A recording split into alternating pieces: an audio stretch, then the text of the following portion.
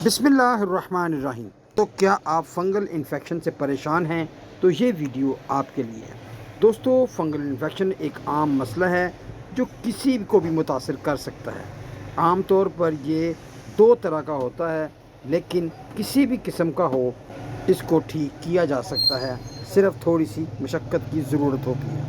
तो दोस्तों, आज की इस वीडियो में मैं Waseem Anwar, Waseem tips for health की तरफ से आपको बताना चाहता हूं कि फ़ंगल इन्फेक्शन की वजह हमारी खुराक, खाने पीने में बेकायदगी, अंडे, गोश्त, बर्गर, पिज़्ज़े, शवारमों की ज़्यादती और इसके साथ साथ जिस्म की खुश्की भी इस बीमारी को बढ़ा सकती है। दोस्तों, फ़ंगल इन्फेक्शन को टैकल करने के लिए सबसे जो ज़रूरी और बेहतरीन चीज़ है उसका नाम कोकोनट ऑयल यानी कि नारियल का तेल है। दोस्तों, नारियल का तेल एंटी फंगस खसूसियत का हामिल होता है, लिहाजा अगर दिन में 3 या 4 दफ़ा बाकायदगी से लगाया जाए तो फंगल को रिमूव करने में, दूर करने में बहुत ज़्यादा मदद मिल सकती है। दोस्तों, फंगल इन्फेक्शन को दूर करने के लिए एप्पल साइडर विनेगर यानी कि सेब का सिरका भी नहायत मुफीद है। इसकी तेज़ाबियत फंगस को ख़त्म करने में बहुत ज़्यादा मदद करती है और इसका तरीका ये है कि 2 चम्मच सेब का सिरका लें, 1 छोटे कप पानी में मिक्स करके इसको मुतासरा जगह पर लगाएं तो इंशाअल्लाह चंद दिनों में काफ़ी ज़्यादा आपको फ़ायदा मिलेगा।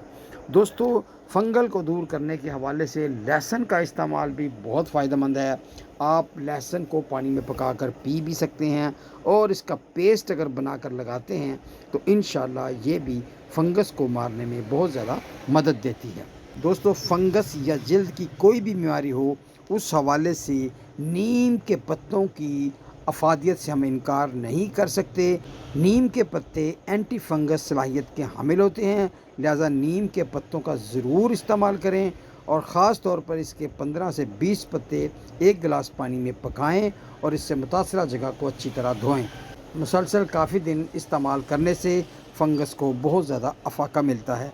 दोस्तों, इसके साथ साथ बताता चलूँ कि दही भी फंगस को दूर करने में आपकी बहुत ज़्यादा मदद कर सकता है, लिहाजा दही को भी अगर आप मुतासरा जगह पर लगाते हैं तो आपको बहुत ज़्यादा फ़ायदा मिल सकता है।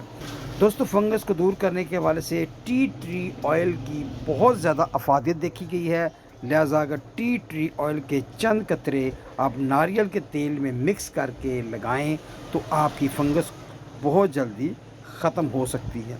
दोस्तों, इसके साथ साथ मैं आपको बताता चलूँ कि एहतियाती तदबीर अख्तियार करना बेहद ज़रूरी है और सबसे ज़रूरी और अहम एहतियाती तदबीर ये है कि हर 5वें दिन अच्छी तरह नाखूनों को काटा जाए, क्योंकि जब आप नाखून से खुजाएंगे तो ये बीमारी बढ़ती चली जाती है और ठीक होने का नाम नहीं लेती। लिहाजा नाखूनों को बाकायदगी से और वक़्त से पहले काटते जाएं और दूसरी तरफ कोशिश करें कि मुश्तरका तौलिए का इस्तेमाल ना करें।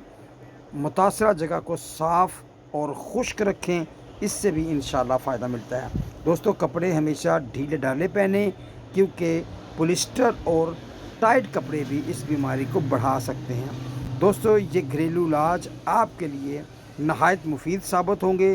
ताहम किसी किस्म का अगर कोई सवाल हो तो आप कमेंट सेक्शन में पूछ सकते हैं।